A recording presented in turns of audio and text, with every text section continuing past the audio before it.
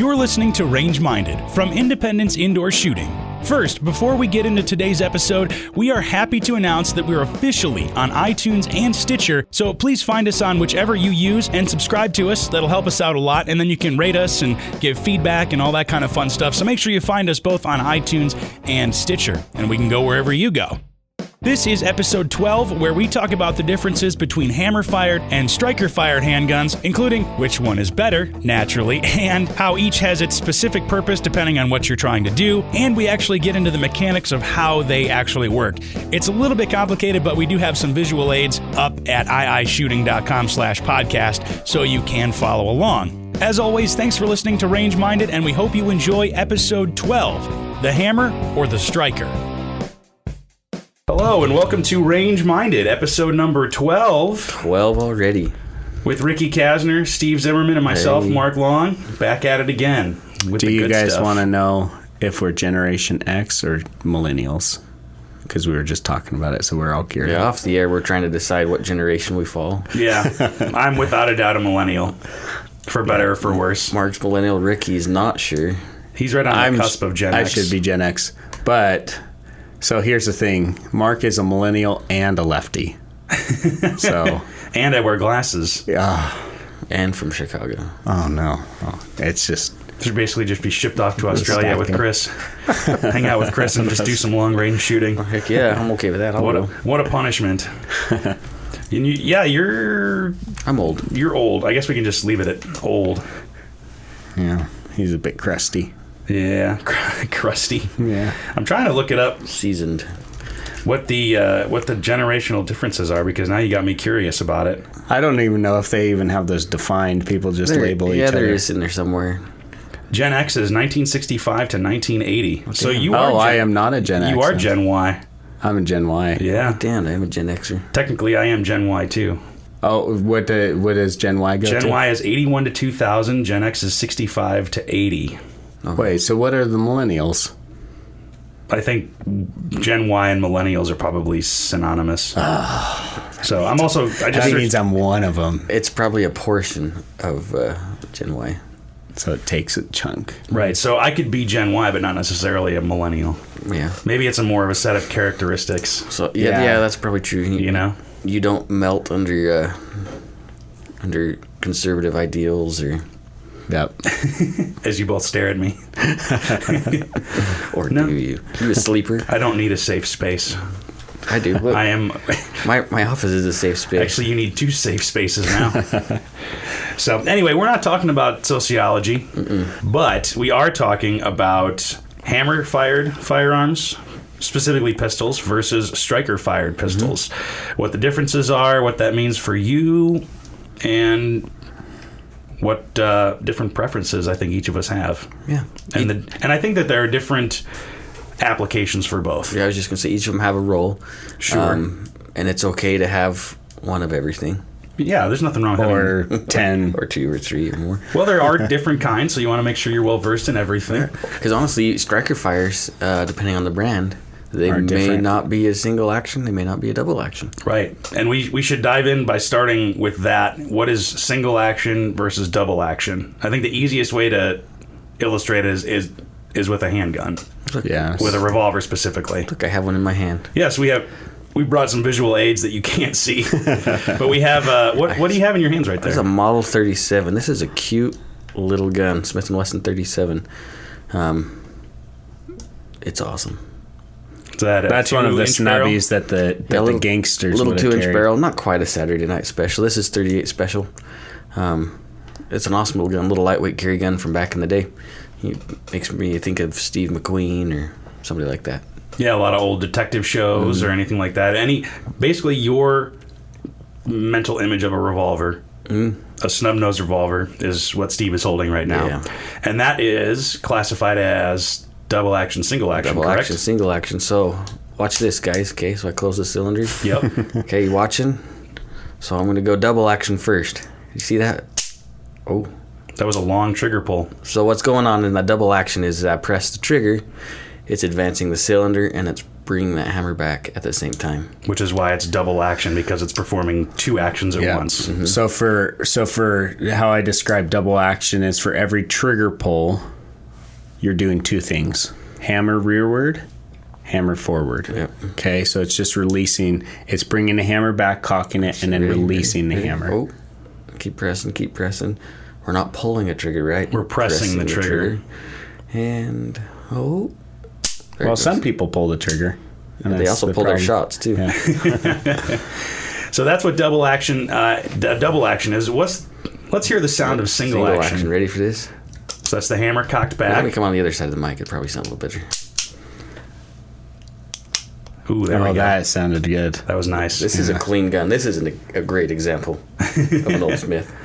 So single action is you bring that hammer back on your own accord, and all the trigger's doing is one thing, letting the hammer go. And you'll notice that when you pull that hammer back, the cylinder does rotate or advance, and the trigger actually comes back a little bit more. So that's where you have 2 different trigger pulls. I just want to hear that again.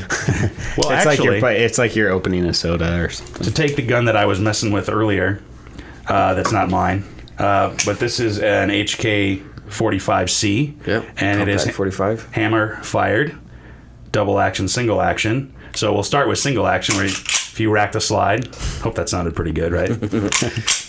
You can tell we don't do much but goof around all day. Yeah, right. So when you have it in single action, you just pull the trigger. Safety off. Safety off first. We'll get to that. And that was single action. So real quick, side note, we did already check these guns. Yeah. Before we... Yes. All these guns are checked safe. We all looked at them before we They're started. all clear and pointed playing in a safe direction. And, Literally a safe and we direction. just won't mention that there are several holes in the ceiling, and this is a retake of the third, right? So this is the third time we've recorded this. No big deal. But now that trigger has been pressed, obviously there's no rounds in this or anything. It's clear. So the hammer has fallen, and now the hammer's down.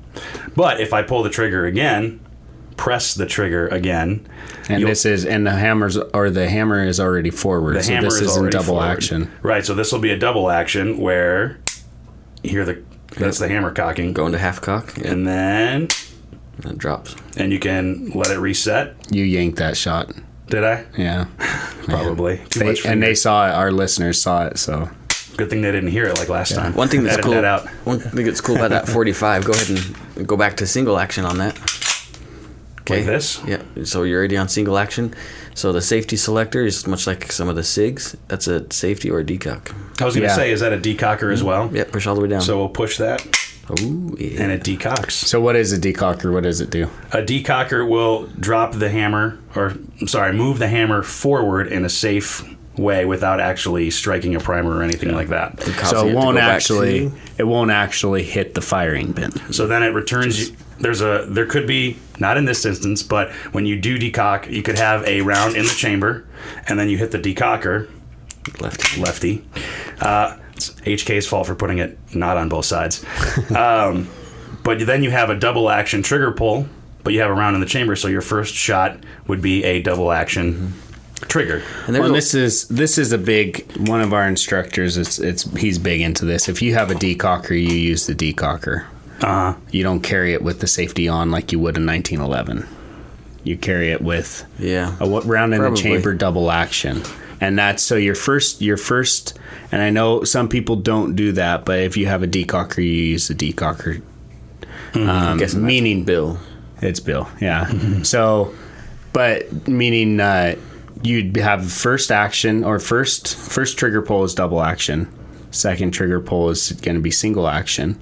When you're shooting, it's a lot like, or it's just like the Beretta 92 and several other double action versus single action. Right, and so that's what double action, single action means. If somebody you hear Ty's talking about a DASA or double action, single action, the first shot is going to be a double action trigger pull, which is longer and heavier. Then any follow-up shots are going to be single action, which is much lighter and easier for the trigger to press. And some folks really prefer that as a carry option.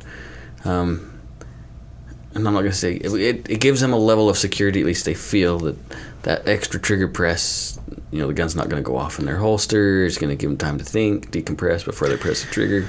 Yeah, I was going to say. Oh, go ahead, Ricky. Well, I was just going to say, so, and that's important what you just brought up. So, because they can physically see that hammer is down, it doesn't have enough energy. If it were to all of a sudden let go, say the sear were to let go of the hammer, and that hammer were to actually hit the firing pin, the back of the firing pin, and transfer energy into it, it's not transferring enough energy to actually set the round off, which makes people more comfortable, versus if you had that single action like a 1911 and that hammer were to all of a sudden just skip off that sear, it would have enough energy to transfer energy to the firing pin and into the so that's a thing that people like, is seeing that, hey, this is pretty safe to carry, but a lot of people are concerned about the Glock. But actually, the Glock functions on basically the same principle. It's only what we're about to address, a striker fire version versus having an external hammer that's transferring energy into a firing pin. You really have kind of the same thing going on inside of a Glock. It's the same basic principle, but let's dive into the differences a little bit. What is the difference between a hammer-fired and striker-fired pistol? And it's mainly how the firing pin is driven forward, correct? Into the primer? Well, they don't have a firing pin. They have a striker. Same exact concept. There's a spring difference on some of them, if I'm not correct. The striker has a spring surrounding it, where the firing pin, I guess the firing pin still has a reset spring on it too. Yeah, so you have, and basically what I'll take the 1911 for example. Inside the 1911, you have a firing pin. That hammer moves forward, it hits the back of the firing pin, which strikes the primer. But the spring on a 1911 firing pin, all that's doing is returning.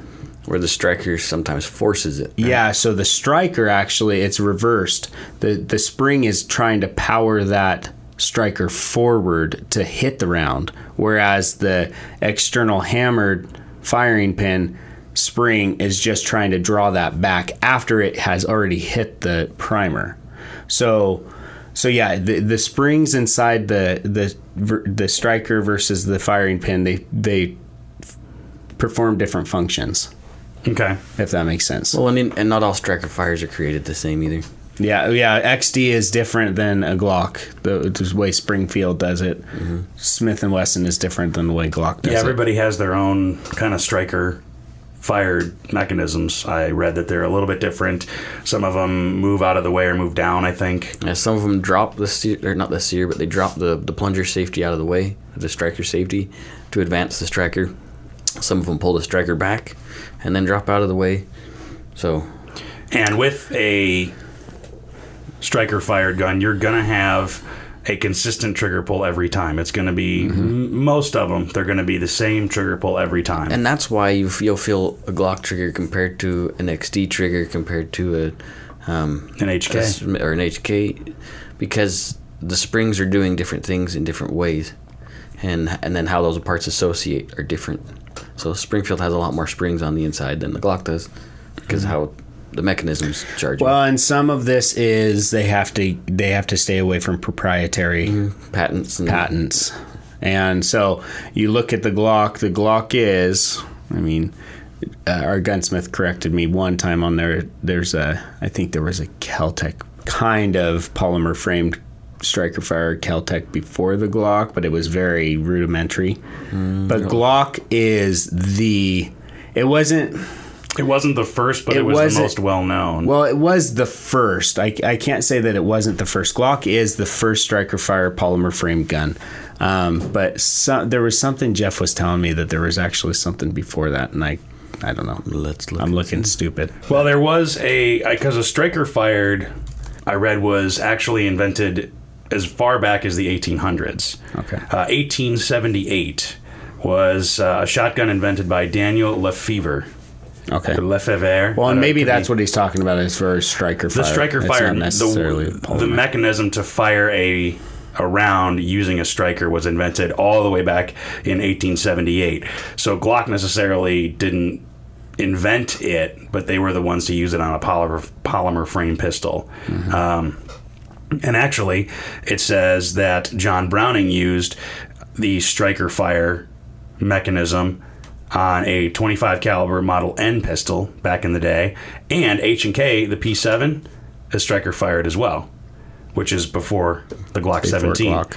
So I think what it's looking at right now. But all of that is all steel, all metal guns. I think the big thing was the polymer pistol with the striker fire and the safe action. Safe action. Which actually, let's talk about that for a minute, because when you have a striker fired pistol, you don't necessarily have a safety on it or a decocker or anything. And that's not an external. You do have safeties. Right. So there will always be safeties on a firearm if it's manufactured by one of the major manufacturers and not a garage gunsmith. But and multiple safeties as well.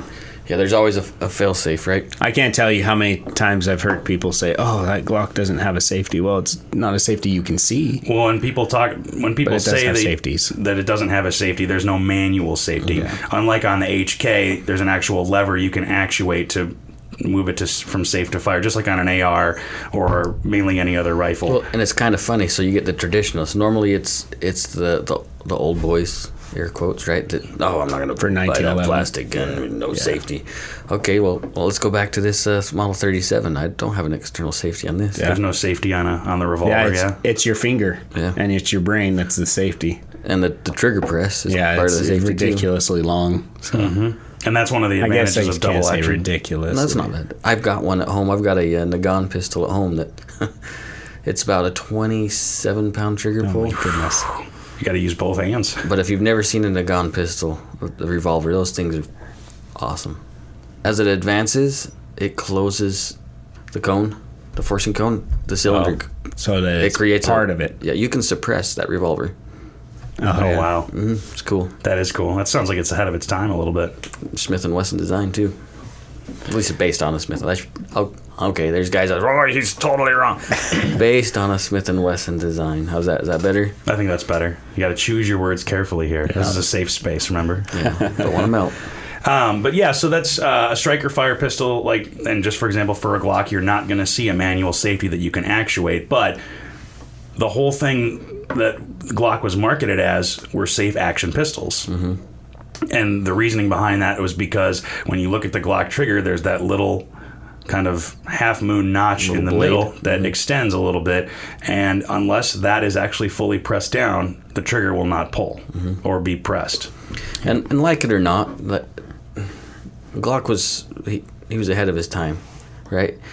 He had we obviously established that that's not quite correct either, right? He wasn't ahead of his time on some of the design principles, but he figured out a way.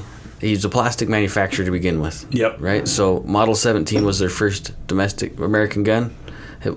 That was the patent number 17. Right. When you go 1 through 16, there was kitchen utensils and window blinds and stuff like that mixed in there. Coincidentally, the 17 holds 17 rounds. But the 19 holds 15. Yeah. But he was able to develop the internal drop safeties and the trigger safety. And I don't know about now, but it always was Glock has less moving parts. Mm-hmm. Less moving parts means reliability. Yeah, reliability. There's less chance for things to break, which is nice. And I got a lot of different handguns. I do shoot my Glocks the most. They're in turn, I'm the most accurate with them because I spend more time behind them. But I like them because they're simple and I can work on them. Mm-hmm. That's another thing I'm think simple-minded. That is at least a point for the striker-fired pistols. They're easier to disassemble, correct? Mm-hmm. Because there's less, like you said, less moving parts. Yeah, the manufacturer says don't do it, right? Have a licensed gunsmith or certified armor take care of any problems. But in actuality, they're incredibly simple. Mm-hmm. There's not much to it. So what is the safe action? So, Mark, you were talking about that trigger safety. Right, and that's only one of several safeties. And, Ricky, I was actually going to ask you to go over all the different safeties that are on the Glock, just as an example. Oh, he's going to disassemble a gun. I'm gonna. And if everybody show them. If anybody wonders, Ricky disassembles a Glock very weird. Upside down. And slowly. Hey. He's just so ginger with it. He didn't even have red hair. I know.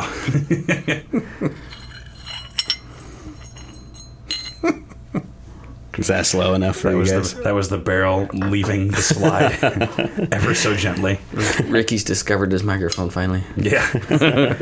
So we've got it disassembled. Go over all the different kind of safeties that are part of the Glock. Well, you have the trigger safety, and then which is right here. See, which is really just a frame. It's a blade that's on the trigger in the middle on the shoe itself. Yeah, on the shoe itself. But all it does is it's a brace against the frame. So unless you had a full finger on that trigger, like you were saying, Mark, you're not going to be able to pull that trigger because that safety is catching the frame. Right. It's bracing itself against the frame. Then, much like the revolver that Steve was holding, then you have the longer trigger pull. Very, very deliberate trigger pull because, and I like to refer to the Glock as a 1.5 action, not a double action, not a single action, it's somewhere in between. So a hybrid. Yeah. I thought you were going to say something else when you said half action. It's a half action. And then you have what we call the firing pin block safety, which there's a little striker safety. Striker safety. Yeah, it's not a firing pin, sorry. Striker safety. Striker block safety. I don't even know. On the trigger bar, you have a nub. Is there an official term for this? I think it's called the striker nub. The nub, okay. So inside the frame on the trigger bar, you have that nub. It's a ramp that interacts with the striker plunger safety. Yep, and then on the slide, you'll actually have this plunger that will depress on that deliberate trigger pull, and at that point, the firing pin is allowed to move forward. And then when it's retracted, it makes this wonderful noise. There. I had to do something. And if you're patient enough to take apart the slide off of your Glock, you'll see as you're pressing that trigger shoe back, the sear, which is on the back of the trigger bar, it sits at a little bit of angle and interacts with the striker. The striker has a little edge that interacts with the trigger bar. Nub. A nub. Another nub. Another corresponding nub. And as you press your trigger back, it pulls that bar back, which advances the striker towards the rear of the pistol. And then you keep pressing the trigger, it drops out of the way, which allows that striker to shoot forward. And see, and this is the thing, Glock is going to do it different than what we call HK or even the CZs now. And then if I had a Smith in here, I could show you. There's an M&P. Yeah, the M&P, the sear housing is totally different. There's a lot of moving parts on the M&P. Well, one thing I was going to point out too is that if you have a Walther PPS, the striker actually comes back. Thanks. Yeah, that's really nice. Yeah, right next to your Glock. Walther's a good gun. The Walther PPS, actually, the striker does come back. You can see it. There's a hole in the back of the slide where you can see it come back. So it's kind of a cool illustration to see if you watch somebody shoot a Walther PPS or you have one, you'll actually see that striker come back and then be released. As you pull the trigger, press the trigger, you're going to see that drop. And it's kind of an interesting illustration because 9 times out of 10, every striker is going to be housed where you can't see it. Pulled another gun out of the safe. Just had Ricky check it for clear. So this is my very first Springfield. One of my first guns, actually. I can't remember if this or my Kimber, honestly, was my very first gun. But it has, I think that's what you're talking about.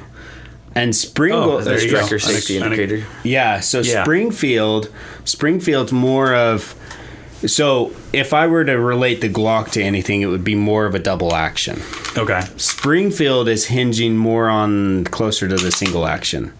And they do have the grip safety on the Springfield. I was going to say, that's another safety. That's actually a hallmark, I think, of Springfield. All of their... Well... It was in 1911. It comes from 1911. Which would technically be Colt. It was a Browning design. Yeah. Sure. But every Springfield handgun has a grip safety. Almost every. And a grip zone. Almost every. And then if you're like Steve, you make your own grip zone. Oh, there you go. Yeah. That's customized. That's stippling right there. Yep, at its finest.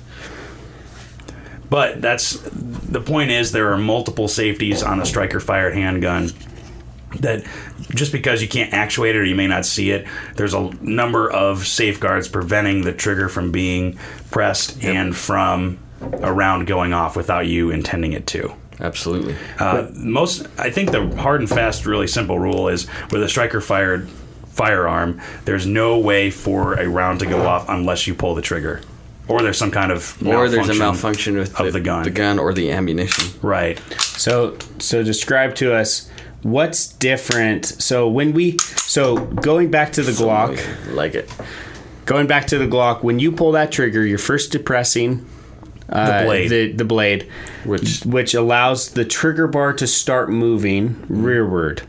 You're depressing with that nub. You're depressing the plunger of the striker block plunger, and you're drawing the striker back rearward, and then the sear is now dropping out of the way once it gets to full cock. And that spring inside the striker is allowing that strike, is propelling that striker forward. Right, because as you pull the trigger, because as you press the trigger, that's what take up is that spring on the striker is compressing, and that's where that resistance comes from, correct? Well, your resistance will really come from what they call the wall. It's when all the action components are now engaged to where they can actually start the disengagements. So the take up is more engaging all of those components together. Everything's starting to line up. It's just aligning it, and then once you hit that wall before the break, that's when everything's engaged and ready to go. And once you get past that wall to the break, that's when everything disengages and the round is fired. Yeah, like a lot of trigger jobs will just focus on taking a lot of the take up out. Right, so there's less creep. They're just moving those things more in line, closer to the wall. Sure, and that makes a lot more sense why some triggers have a lot of take up, some triggers have hardly any take up, and that's why there's a wall difference too, because, and specifically with striker fired pistols, there are so many different ways and springs and mechanisms due to proprietary or designs or otherwise. That's why every trigger feels different. Mm-hmm. Yep. That's a pretty good way to explain it. Do you want to explain the XD, or do you want me to? The XD is a little different. As the slide cycles, it charges the striker, and then the sear engages it a little bit differently than the Glock does. I mean, obviously, because like we said, patent changes and they want to be their own gun. So really, all it's doing is a single action, and that's dropping out of the way, allowing the spring to move the striker forward. It's more of a single action. And do you have the trigger safety on this? Yeah, it's got a blade safety on the so it's very similar there, but then you have the grip safety. I think that's where, for the XD, that's where it's, so you still have the firing pin or the striker block safety. Absolutely. The drop safety. Yep. But you have that grip safety, which you have to have a very positive grip on it. And that's a good, in my opinion, when I do teaching stuff, that can be good and can be bad. If it's in a self-defense situation and you can only get a little bit of a grip on that gun, you're not going to be able to fire that gun. I think that really comes down to personal preference, where you have to decide how many safeties, I guess, you want on a... What do you have to overcome to use the gun? I like, and going on grip safety really quick, the new Shield EZs, the Smith & Wesson Shield EZ. Full length. It's full, but it also pivots in a different direction, so it pivots on the bottom of the grip. On the bottom versus the top, so it's easier to disengage that grip safety with a kind of a so-so grip. Mm-hmm. Or maybe you don't have your hand all the way up on the tail of the gun. It's going to be more on your pinky and your ring fingers rather than, which is really else. Where your dexterity is your pointer finger and a little bit of your middle finger, and your grip really does come from your two smallest fingers, your ring finger and your pinky, which is odd. If you think about it would be the other way around, but this is really dexterity and this is your strength. So you're getting... You can feel that. You can feel that when you're... Yeah, so you're getting your strength really from your ring finger. Right. And that's where it's coming from, so it makes sense to have that safety rock lower. Rock a little bit lower, yeah. And that's all part of a good grip, too, is having those bottom, I'd say 3 fingers even. And so what happens in a stressful situation, right? We start to lose our fine motor skills, and everything becomes gross motor skills. So I think that's probably where Smith, got a lot with make it bigger. Yeah. Yeah. But if you have a striker fired pistol, if you take the finger make sure it's clear, and you pull that trigger back without pulling that blade, Nothing. Nothing. It's not going to go anywhere. So what that helps with, see that, guys? what that helps with is if you're drawing the gun out or you're doing something and something's just barely kind of just brushing that trigger, it's not going to set the round off because it's just brushing the side of it or whatever. You have to have a full pad of your finger on that trigger. Which makes me think, there's a lot of these guys like, oh, plastic guns, they blow up, and they're going to go off on their own. And that might be true, but there's some other problems, right? So whether we have these couch commandos that say, oh, I saw this on YouTube, I'm going to do a 10-cent trigger job on my gun. Oh, yeah. And they start changing the profile of the sear, which it does not take much to ruin a sear, like thousandths of an inch or less than. It's very engineered to very tight specifications. It's got to be perfect. And so, those guys are going to be causing some sort of weird malfunctions if they're not paying attention. That's why the manufacturers say take it to a certified armor or a gunsmith that knows what's going on. Yeah. Right, because then you'll have an ND. Yeah. If you're not careful. I've seen it happen. I've never had it happen, but I've seen it happen. But you don't necessarily mess with the sear and the trigger on your own guns. No, definitely not. Even as a gunsmith, I'm extremely cautious when somebody wants me to do a trigger job. Yeah. Well, I mean, that opens you up for so much liability. Well, even on my ARs, like I've talked to Jeff because I've had some ideas of what I want to do to it. Just a mil-spec. Mil-spec trigger. On what? On an AR. Oh. But I don't because I'm like scared about, oh man, what if I change this profile a little too much? What's going to happen? Because I know it's just a hair's width that can make a huge difference. When we talked about the air guns with all the different kinds of sport and competitive shooting that you can do, when you shot that air gun, Ricky, you said before you even knew the trigger was literally an ounce or something that. Yeah, maybe a few ounces. And air guns are awesome to shoot. It's totally weird. You barely put your finger on that thing and it was going off. A real air gun, not the... But imagine having a real firearm. That's not fair to say, but an actual firearm, like a handgun or a Glock that has a trigger that's that light before you even know what's going on. My 73 Sharps, once you push that set trigger... Oh, yeah. You better be ready. And that's, I think the most important thing is when we're talking about concealed carry, you want to make sure you have a couple of degrees of safety. Yeah. Because one thing we didn't talk about actually is a drop safety. Let's talk about that for a minute because that striker, that striker block. That's the drop safety. And so if you remember one of our podcasts, we talk about we've kind of been teasing the 320 in a couple podcasts, but really, from what I understand, and I didn't read the research, but this is going off of what Jeff said, our gunsmith.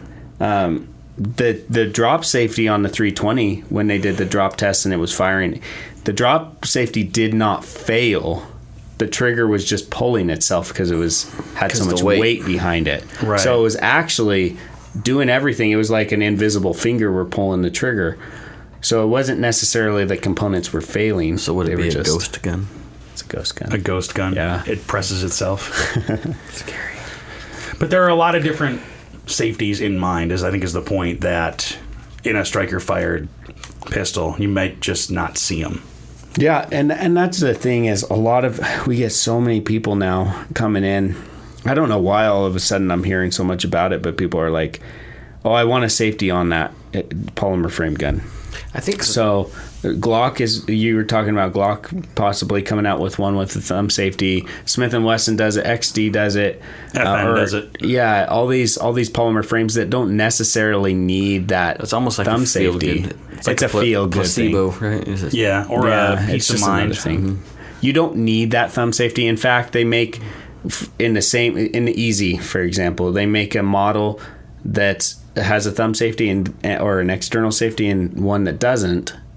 I can't say an external because the grip safety is external. Manual safety. A manual safety and one that doesn't. They're the same gun. You're just adding a safety onto one of them. Right. A manual safety. And I think a point against having a manual safety is that that's one more thing that gets in the way between you and defending yourself if you are in a situation where you want to unholster your firearm and get a round off as fast as you can. Yeah, well, and it takes more training for sure. You have to train exactly yourself. it. There's a motor skill to deactivate that safety. There's videos out there, and I think we've even talked about them, where people think their gun's loaded or they think their safety's off in a defensive situation, and they're pressing the trigger. They're thinking and nothing's happening while they're getting and you're attacked. not in that situation. You're not going to be like, oh, why didn't my gun go off that one time? You're going to keep yanking that trigger. Why is this? And you're not going to think until hopefully you've survived and after the fact, and you've kind of just bludgeoned the guy with the gun, because that's all you're going to be able to do. Yeah. I think the only way you'd know it is if you were an experienced gunfighter and you know the feel of it, or you're a veteran, you've been in battle, But that's the training. That's where it comes into. Yeah, shoot, my thumb safety's still on. Let me disengage that. I have a 1911. I love the gun. I take it out and pet it every once in a while. It's a Taurus, yeah. But I do love it. I've done a lot of work to that thing. And you give me crap for being a lefty? At least I don't own a Taurus. But anyway, I would buy the PT-111. I'd buy one of those. Really? Yeah. Carry on, Ricky. That's another striker fire gun right there. It is. That's actually a good gun for the price. It's affordable. Yeah. But anyway, yeah, so I love my 1911, but I don't carry a 1911 because I know that I'm not trained for it. I've been carrying Glocks for so long that I'm used to a Glock. I'm just used to, if I pull that thing out, I know what I need to do to get that thing going. Right. And if it's not going, there is something majorly wrong with that firearm. And that's another difference between a striker fired and a hammer fired pistol, is that if you have a malfunction with a striker fired, you have to rack the slide and get that round out. Tap rack. And maybe it was a light strike, or maybe it was some other kind of malfunction. You have to get that round out of the way. You can't pull the trigger again. With a hammer fired pistol, you actually can pull the trigger again. In some cases, they have double strike technology. Yep. Right. On a 1911, you wouldn't be able to. Right, but that's single action only. Yeah, that's single action, and that. I mean, at that point, it would be a tap rack still in that situation. You're not gonna think, oh shoot, well that might have been a light strike, so let me just go ahead and cock the hammer, and you just don't have the time. You're not going to be thinking through that stuff. Most gunfighting schools, I think, would teach you to get that round out of the way. Anyways. Yeah, get it out. Right. But if you maybe necessarily don't have that training to deal with malfunctions, it gives you an option. It gives you, I think the advantage would go to a hammer fired, where you can just keep pulling the trigger. Well, that's the same rationale people have used for the revolvers, for self-defense guns, for years, is that if the round doesn't go off, pull the trigger again. Right. It's much more simple, and it's easier with gross motor skills, because you're just going to keep repeating what you're doing over and over again. But if you train for it, you know what you're doing. But that's kind of the school of thought I have with concealed carry as well, is that I carry a striker fired handgun because if I'm in a situation, I'm just going to go back to training, and my training would be to take it out of the holster and pull the trigger. Well, you always follow the lowest level of training, right? Right. So if and that, I wish people really understand that, and I'm guilty of this too, right? I don't spend enough time shooting in the range or going to classes, but it's an important thing. So you've made the commitment. If you are carrying, you've made that commitment. Just like if I decided I was going to race cars, I'm not going to go to one driving school and I'm ready to go. No, I'm going to keep honing those skills. Owning and carrying a gun is way more important than, and that had the whole to a higher standard. So you should be training every day. You should be, whether it be dry fire at your house or signing up for classes. We got a bunch of classes to choose from, not just. And sometimes it's nice to go back to the basic class again. Oh yeah, because you learn something new. Right, that you missed the first time. Or a different way. Well, all it takes is you go into a class with a different instructor, and you're like, "Holy cow! I've never heard of that." That's an awesome way to illustrate this thing. Yeah, helps me understand it a little bit better. Multiple minds may think, or different experiences are going to. And it's usually experience that teaches you a different. That they can bring in. I don't know what I'm trying to say. From 30 years of experience on the force or whatever, they're sorry. When I said force, I was thinking of that new Space Force that you were telling me about. I'm signing up. Well, either military training or experience, or law enforcement training or experience. It's a lot easier to learn from people who have been there, done that, and learn from their opinions and schools of thought rather than assuming you knowing everything or just watching a few YouTube videos. So you need to get training no matter what you decide to carry. But let's talk about the 1911 because that is single action only. We haven't talked about single action only. And everybody's a fan of the 1911 platform. It's beautiful. It is a little more complex, I would say. Yes and no. Yes and no, but you do have a... It definitely feels fantastic in your hand. It does, and it shoots like a dream. Browning was a genius. He was a smart man, and we're sad to have lost him because if you look at the progression of firearms, I mean, sure, they kind of came up like before Browning. We went from black powder, and we were getting into kind of the lever actions, but he really kind of propelled that too. He literally was. But he took us from the lever action world to machine guns to semi-automatic pistols to all this and then when he died, nothing's changed. Really. Nothing's really changed. I mean, we're still using his designs. We're just kind of there are ingenious, there are smart engineers out there that have done a whole lot. But if we had another Browning in the world, but they're all based on what Browning developed. Yeah, all the developments have been incremental. Every handgun every handgun can trace its lineage to something that Browning did. Every one of them. Yep. Well, and even said that he used a striker-fired mechanism in that 25 caliber pistol, the Model N, in the late 1800s. I mean, and we've been doing that for 130 years. The method of firing a round has been the same for 130 years. If John Browning were here today, we would probably already be shooting laser guns. We would all be on the Space Force. Yeah, we would all. He is the Space Force. Yeah. But yeah, let's talk about... We would already be able to start controlling people with our brains, huh? We'd be like... I do that now. I think Steve already can do that. I was going to say. Okay. That's why You've just been keeping it in secret. my mind. That's why he just looks at you. But yeah, the 1911 is a single action hammer-fired platform with a grip safety. So there's kind of maybe not complicated, but there's quite a few more things going on, and there's a safety as well. You got a thumb safety, grip safety. Depending on if you go to the true Browning, if you have the Series 80 versus there's a Series 70. 1911s and then Series 80. Series 80 will have the strike or the firing pin block safety. Yeah. Okay. Much like, and I mean, again, that's something that Glock is using. Actually, I don't think Browning had this in his original. That wasn't an original Browning design. Yeah, so I don't even know who came up with that, but somebody did. But the single action on a 1911 means you have to rack the slide or bring that hammer back. Otherwise, it won't fire. The hammer is not going to come back as you pull the trigger at all. And this gun is meant to be carried with the hammer cocked in the rearward position. One in the pipe. One in the chamber with the thumb safety engaged. Cocked and locked. Yep. If you don't have, and that's where that comes from. If you don't have the thumb safety engaged, this is a dangerous firearm. I mean, you can set that round off because you're not carrying it appropriately. So if you're doing that, carry a tourniquet. Yeah, definitely. Because you're going to need it on your own leg.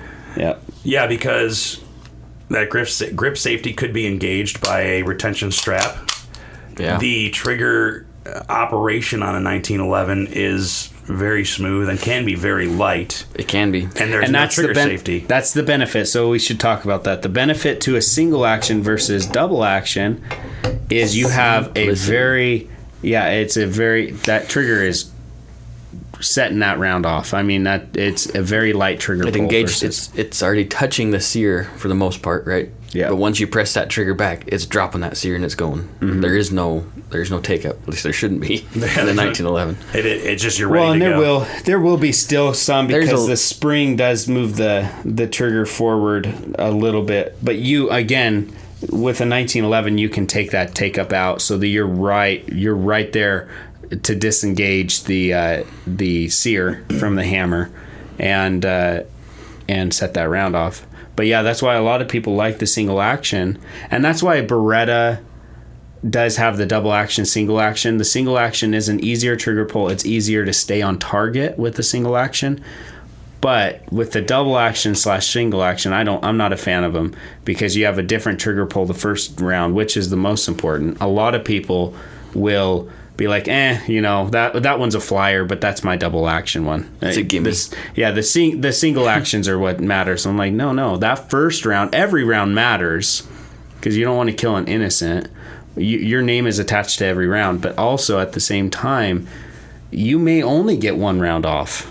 That might be all you have. Yeah. And so I have a lot of people, they come into the range and they don't train to their double action trigger pull for the first round. They just cock it every single time into single action because it's a nicer trigger pull. And that's one of the disadvantages is that you do have to deal with 2 separate trigger presses. It's not consistent versus striker fire, like you were saying, is consistent. It's consistent every single time. Mm-hmm.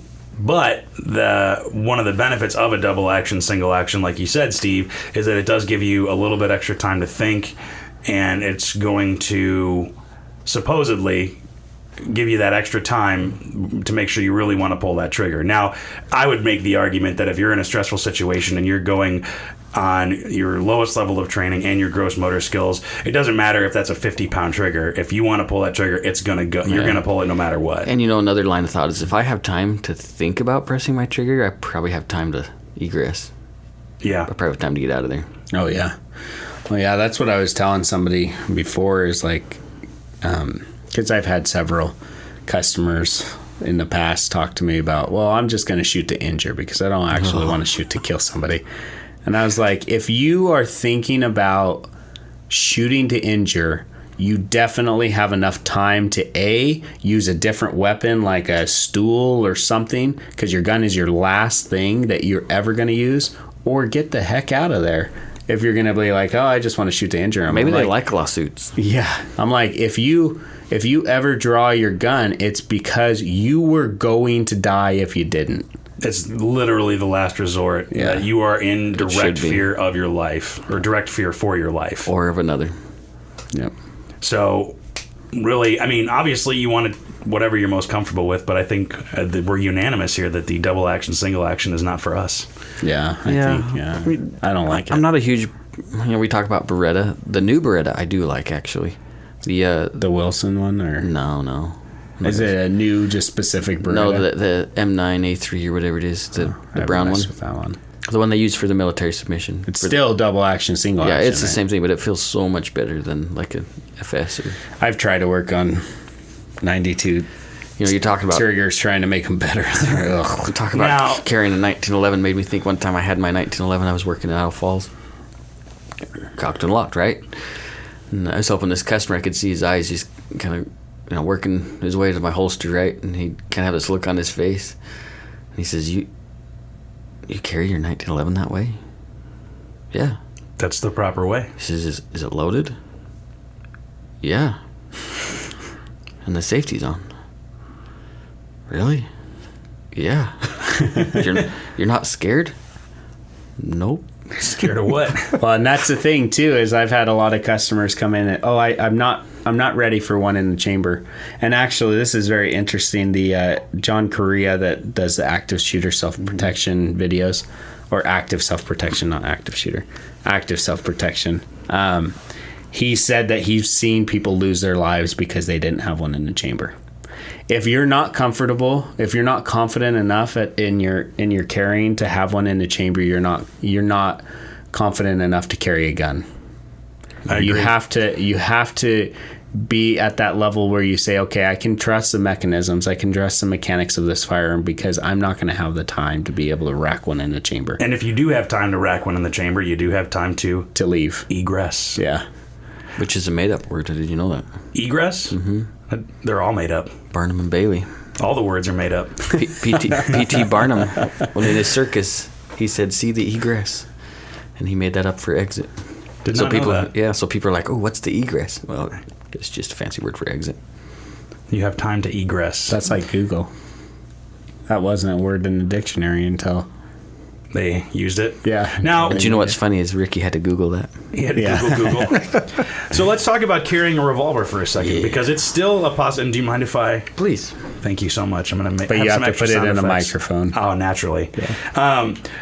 Carrying a revolver, still a good option, I would say. I carried a revolver for a while. You can carry a revolver, but Do you carry it double action, single action, or do you carry it with a hammerback? No. Exactly. No, not the hammerback. There's no safety to stop the hammer from dropping. Right. So that'd be awesome if somebody saw, if I could just yell at somebody to just... You have to... Probably I'd get shot. But if you're going to carry a revolver, you have to practice that double action, single action. Yep. So that's something to consider. Now, the single action revolvers, the new ones are okay to load every chamber in the cylinder. The older ones, you never rested that hammer on a loaded cylinder, ever. Because there was no safety between. There was nothing to keep the firing pin from touching that primer in the so old it was guns. resting on the primer. Mm-hmm. Yeah. And then you drop that gun, or you. That's where you have your half cock. But this was pre half cock even, and so there was a specific way they used to load those old single actions. That you put the first one in, you skip one, then you load the rest. But on a modern. Yeah, you don't have to worry revolver, but you have to learn. Well, actually, if you're going to carry, it's probably just going to be double action only. If you really think about it, so if you would want to train to carry a revolver, would you want to train yourself to? No, because you would never cock the hammer. Right. In a self-defense situation, you're never going to. You take it out of the holster. Yeah, because that would be an accuracy thing. So if you have time to make a real accurate shot, then you have time to pull that hammer back and really concentrate. Otherwise, you're just getting that gun out and pressing. Yeah, because, and we'll actually do some sound for this, but hey, do we have some like clear? Correct. Do we have some like 60s cop movie music? You can put some in the background. What you're going to do is you're going to draw your holster and you're going to go just like that. Not even looking down the sights. But you're not going to think about. Yeah. You know what that reminds me of is my old cap guns that I used to have. Oh, yeah. Yeah. The red paper comes out. Yeah. Yeah. But that's what you're going to have to consider if you carry a revolver, which, and I don't own a revolver. I really want one. I need to own a revolver at some point. I actually don't have a revolver either. I actually even think that revolver would be fantastic. Yes. What is it again? Model 37. Here, I'll give it to you. Model 37. Yeah, little snub nose. I think everybody should learn. If you're going to learn how to operate handguns, I think you should learn how to operate a revolver just as well as you should a semi-auto. So what do you think about the husbands that say, I'm going to buy my wife a revolver because they're simpler? I think that husband is a jerk. A male chauvinist. Well, I think you need to leave it up to the individual shooter. Leave it up to the wife. Yeah. Let her go through some classes and help her decide for herself what she wants to carry. Yeah, right. Well, the first thing that comes to my mind is if she can manipulate a slide, and the new Easies are awesome for this. But I'm a fan for more rounds in the more carry capacity. And my philosophy is do you buy your wife's bras? Then don't buy her gun. You should ask customers that. I'm sure you. I actually have. Yeah. But that's one thing to consider, at least going back to triggers and the action of it, is that revolvers are mainly going to be double action every time, unless you carry a single action. And usually carry revolvers are double action only. Right. There's no hammer actually even. They've either shaved the burr. Or the spur, or it's a shrouded hammer completely. So, and this is another thing that's kind of cool to tell, and maybe there's probably somebody out there will say, well, in this case, in this other model, but usually in your revolvers, your double action, you'll be able to swing the cylinder open. Mm-hmm. On a single action revolver, you won't be able to swing that cylinder open. You have instead what we call a loading gate, which you would actually flip open and you can load one chamber at a time in the cylinder. So that's kind of a quick way also to know if it's a single action versus double action. That's like what do they call them? The Ruger Redhawks are single action. Those are the Ruger single action. The Vaqueros, which is all your old cowboy movies would be like a single action revolver. And single action army. You know what vaquero means, right? I don't. It's Spanish for cowboy. Oh yeah, I did know that at one point. Yep, that's right. I googled it. There's your fun fact of the day. But I egress. So what are I egress? See ya. What are maybe the different situations where you would want a hammer fired versus a striker fired? Can you think of, and not maybe more than just concealed carry?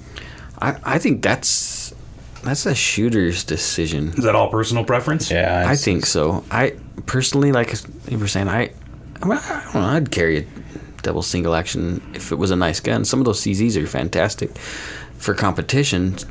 Sometimes those trigger presses are so smooth and nice on a double single. Well, and that's the thing is for competition, you can't.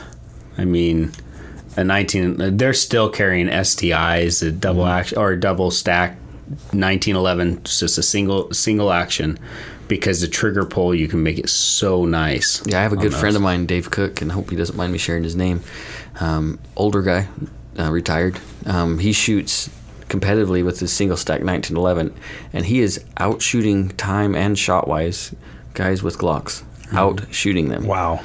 Now think about how fast that is. He's got 8 rounds, 7-8 rounds in a magazine, but he's still beating them in time and shot placement. And they have 15 to 17 to 20 rounds. Michalek, a double action revolver. He's beating people with semi-autos. Yeah, he owns a world record. If you've seen that video, 6 rounds in 2 seconds or something. No, I think it was under a second.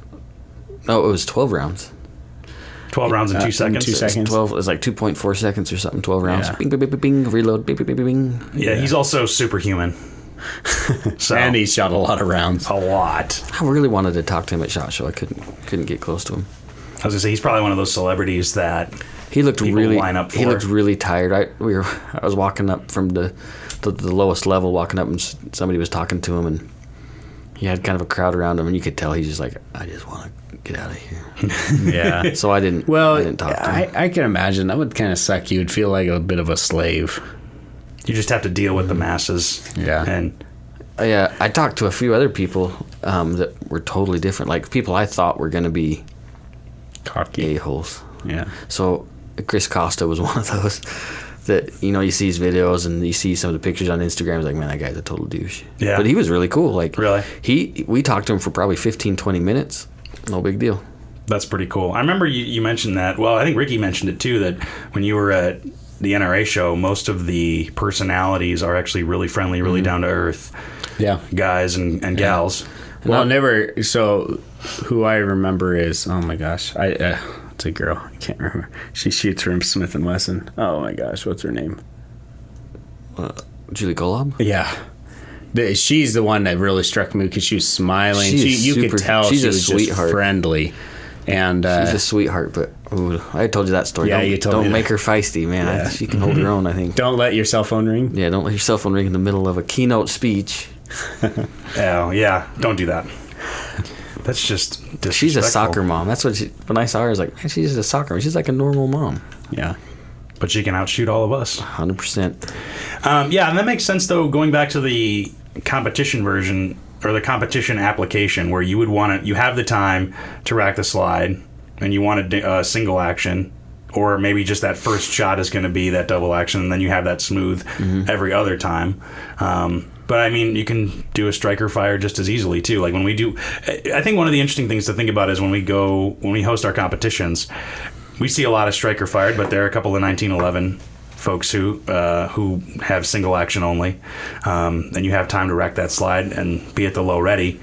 Maybe that's an advantage. What do you think?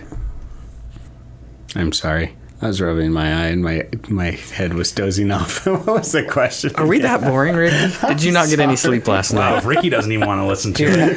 Have an energy drink. I'm sorry. No, I'm just... I was thinking of shooting my Glock last night and If I somebody... was in another world. Oh, Thanks, Ricky. Ask me the question again. You were staring right at me and everything. Did I have a blank expression? I think so. Yeah. We I might should have known. on the playback. We might be able to hear crickets in there. Yeah. No, in competition, though, when you have time to rack the slide and you have that single action on a 1911 or just any hammer-fired pistol as opposed to a striker-fired, do you think that gives them a bit of an advantage because you maybe have that lighter, nicer trigger pull for follow-up shots? Yeah. Oh, yeah. Yeah. Well, and just like I said, the hammer, you doing less work to move that hammer forward, it's easier to stay on target. Whereas with a striker-fire Glock, technically, like in my opinion, a double action. Mm-hmm. It's more of a double action than not. It's a longer, deliberate trigger pull. There's more time to take that front sight if you're not focusing on the front sight. And in competition, that's easy to do because you're going quick. The other day we had a customer who shoots 1911s all the time, and he just bought a Glock, and he brought it back. He said, "Man, I hate this gun." And I looked at his target. He had, same target. He's like, "This was my 1911. Everything was, X-ring, right?" And then, "This is the Glock I just bought. It doesn't work," and everything was down left. And I'm like, Because he's yanking it. And he's like, "I know, it's the trigger." I was like, "Yeah, it's the trigger and the shooter." It's how you're pressing the trigger, yeah. And that's the thing. It's just like driving different cars, almost maybe like a stick shift versus an automatic, or even depending on the gun, a Ford Taurus versus a Ferrari, or a Chevy Cavalier, or a 1911 Taurus, or a 1911 Taurus. But you have. I'll have you know that's a good gun. That is a good gun. I think it would be advantageous to learn and be proficient, ideally, in both. Absolutely. But it comes down to personal You preference. might as well just buy one of everything. Well, Yeah, no, just to be that's safe. That's like you're saying. So I had a stick shift Blazer, and I sold it because we didn't need it. But I was like, my wife never took the time to learn it. It's not good for me to have a car that she can't also use. Mm-hmm. Correct. And so I was like, she doesn't want to learn how to use a manual, so it's good to just have a couple automatics if we get that, so that you can, if something ever were to happen, she can get in the car and drive it to a hospital or whatever. Say I have the other automatic and she's only left with a manual. That wouldn't be good. It's the same concept with a 1911 versus Glock, versus these different platforms. It's good to learn how to use them all, because you may not, I don't know. You never know. What if we're in the apocalypse and your friend throws you a gun and you don't know how to work it? Or, I mean... I don't know. Or if, that's the only application I can think of. That was really good, really solid. Well, maybe you just decide to carry it. Once we're on the Space Force, stuff like that will happen. Every day. I played laser guns. I played Halo. But no, maybe you're at home and maybe you have, a gun sitting on your table, or there's a gun in your office or something like that, and maybe they're two different ones. Maybe there's a HKP 30 sitting in there, and then there's a Glock 17 sitting on your table, and something happens. Which one are you ever close to? It is a little far-fetched, I'd say, but it's probably better to know it than not know it. Yeah. I'm always close to a gun. I think I can... Several. I'm in within arm's reach of probably 40? 12. Yeah. Well, let's see. I don't know. Plus however many Steve has in his safe. 6, 7, 8, 9, 10, 11, 12, 13. Yeah, his wife is not listening to this episode. I don't know. Well, and there's all those on that desk. There's all those, yeah. So it's good to know. What do you think is the best way to train for all of them? Just we got the Steve option, which is buying one of each. Yeah, and that could be a fun episode too. Like, are you a collector, or are you just wanting to be somebody that can be proficient? Because there can be some different mindset with that. Right. If you're trying to be practical and you want to be trained for the apocalypse, then there's no use buying like, I'm gonna buy this gun and buy that gun and I'm gonna buy this gun. I'm of the practical. I'm a gunsmith. And I've been in the firearms industry for a little while. And I maybe own 13 guns. I wouldn't say that's an extravagant amount. And most of that's just like, as I'm in the industry, I just kind of You pick one up here and get there. them. Yeah. Like, See, it just happens. And I can't.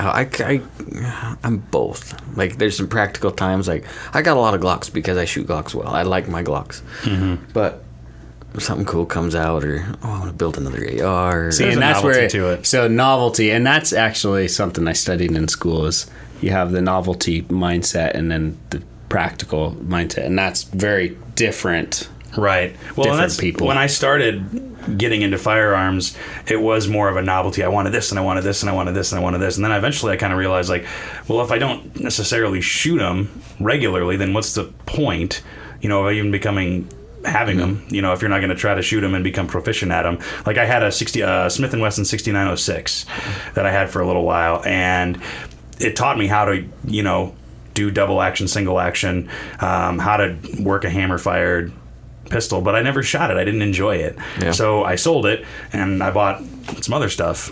I think that what it comes down to is, like, Steve, the reason he has them is he views firearms, and you didn't grow up in a house with guns. Well, not really, no.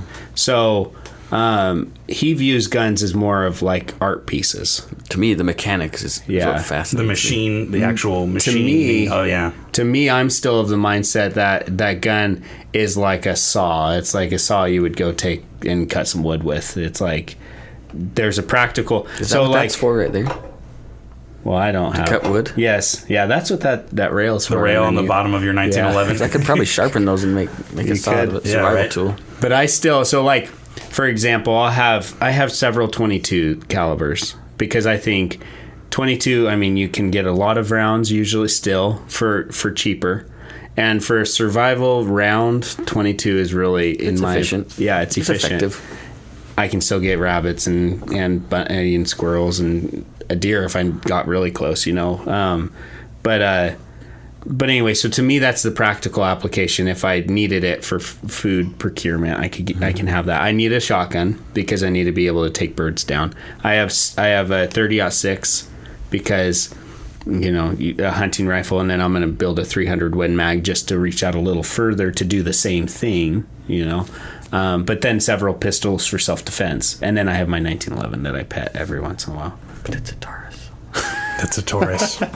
But anyway, so for me, that's my mindset. Is it's like this is a practical application as a tool for a job. Yep.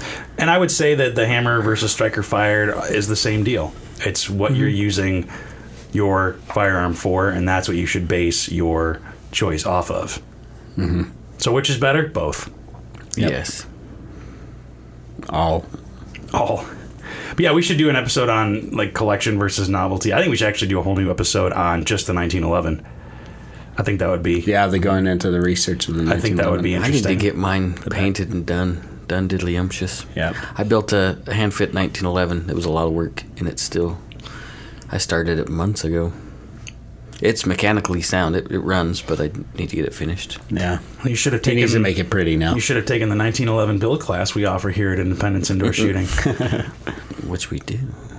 Which would be very cool. That's on my list of things to do. I do want to make another one. That first one was a lot of fun. But See, it's already hooked you. Wasn't very difficult. We're going to be offering a Glock build class here very soon. Now that you bring it up, either a 1911 build class or a Glock platform build class, both of those would be great ways to learn how hammer fired, specifically in 1911, or a striker fired pistol works. And we experienced that with our AR build class. The students get to see how everything works and how they associate with each other, the parts wise, I mean. And then you can understand malfunctions if something's going wrong. Same thing with a handgun. Once you realize how every part interacts with each other, you can deduce problems. You know where not to mess with things because you understand the importance of it. Well, I guess I don't need that part, or I do need that part to be factory and not touched, and it's important. You have to know how it works inside and out. And it's a lot of fun. Yeah. As you dive into it, it gets more interesting. So, but I think that's where we'll end today. I have other companies I can talk about. We'll save that for Ricky's own episode. We'll just set him in here. I'll hit record, and it'll just be Ricky's venting episode. So, but yeah, try out if you haven't tried. Maybe you just have a Glock or just a hammer fired gun. Go to the range, try them out. Take a class if you can. And there are really some fantastic feeling double single guns. I do like CZs. At first, I didn't. But I think they make a fantastic product. They really do. The thing I hate about them is they're super thin slides. Yeah, those are weird. I'm used to grabbing that whole slide with my hand, and I end up with a CZ just grabbing the frame over the slide. And the nice thing is, though, it changes the bore axis. Yeah, that is nice. So it's more in line with your hand. And it's just a comfortable feeling. I will end up with the CZ. I don't have any CZs yet. I will end up with a CZ. Because it's a piece of art. Mm-hmm. They are beautiful. They are. They're well built. The one thing frustrates me is if I really want to. He's going to vent. I didn't say hate. It frustrates me is that sometimes the trigger components, if you want to make it a fantastic, and they're good out of the box, but if you want a fantastic CZ trigger, it's another $200-$300. And I mean like a fantastic trigger. How much is an Apex kit for a Glock? $120. $120. Yeah. Plus maybe some slide milling. $160. Plus... Oh, are you doing your own shopping right now? Stippling. No, I'm just saying that if you're going to customize a CZ, mainly all you really need to do is the trigger. But if you really want to go Cerakote. ham on a Glock... They do make those nice CZs. What are those called? That one with the orange grip. It came in. The Shadow 2? Yeah, the Shadow 2. Is it the Shadow 2? Well, that's like $1,200 gun. But they have a little bit of trigger where you can still improve those triggers. Yeah. Those are cool guns, though. I do like the way they look. Look up the Parrot, the CZ Parrot. If you want to see an interesting gun, look up the CZ Parrot. No shortage of cool guns out there. It's expensive. I bet. We had a chance to bring one in the store, but we decided not to. Is it like spelled P-A-R-O-T? Just like the bird. Does it look like a bird? Look it up. Reminiscent of a toucan. What? Orange and teal, and we'll post a picture of it, but it's a CZ Shadow. It's got a teal optic mount, and it's got a red dot on there, and it's got a red trigger and a green magwell. It's what some people would call gaudy. I would buy one. I could see Charles with that. I would buy one because I bet it shoots amazing. I bet it does. It's got a compensator on it too, and it's only on sale online for $38.99. Oh, not too bad. If you can find one. If you can find one, but we'll post a picture of that because to me that's kind of why I want one, is because they're not a lot of them around, and on a collector standpoint, it makes sense. It would be a good collector piece. And I would shoot it. And I imagine it shoots like a dream. So, And it's hammer fired, right? Yep. It sure is. Double single. Actually, it's probably it might be single action only. There you go. Yeah. Well, let's end on that. Go shoot a hammer fire. Go shoot a striker fire. Go shoot a revolver. A 1911. Shoot them all. Come rent some stuff from us. Yeah. Come rent some you can stuff. always rent, and that's what you were talking about earlier. Is like, how would you get access to all of them? Come to a shooting range. Come to a shooting range and rent it. We have a couple of guns you can rent here. One or two. And if you really wanted to get into it too, take a build class. Even an AR build class shows you kind of how a hammer and a firing pin and all that kind of stuff. The principles interacts. are still there. The principles are still the same, and you don't have to own a gun to take any of our classes. Right. That's not a prerequisite. So you can learn more about that. Prerequisite. We were going to just like skip right over that, but I couldn't. Oh, well, I saw the look on your eye, like, Couldn't let it go. ambidextrous. But let's close on that. Check it out. Check out all the classes we have at iishooting.com. Please you can email us at podcast@iishooting.com. We're on iTunes now, which we should have said that at the beginning. So we like having ideas for classes, for podcasts, right? So we want to know what you guys want to know. We're not scared to do a little bit of research. So if you have any questions or specific topics you want to talk about or hear about, let us know. And you can email us there. You can come see us at the store. Again, don't forget to check us out on iTunes, which is fantastic. I'm stoked about that. Yeah, please subscribe. So pretty much we're already famous. We're iTunes famous. We're kind of a big deal. Also, you can message us on Facebook at Independence Indoor Shooting. Just ask for Steve, or any hate mail can get directed towards Ricky. So, because he's the hater today. So negative. So negative. But yeah, thanks for listening, and we'll talk to you soon. Oh, we'll end with some sound here, some natural sound. Oh, that's terrible. This is what you need to be hearing right here. So this is what we this is what we hear a lot, management. So we look up and there's a rental counter, and we have like employees up there be like, like a nervous tick. They're stroking their guns. And that sounded terrible. Yeah, that probably wasn't the best way to put that. All right, guys. See you later. All right, thanks for listening. Thanks for listening to Range Minded. If you've got a comment, question, idea for the show, or any feedback, send us an email to podcast@iishooting.com or send us a message on our Facebook page. Just search Independence Indoor Shooting. Again, thanks for listening to Range Minded. We'll see you next time.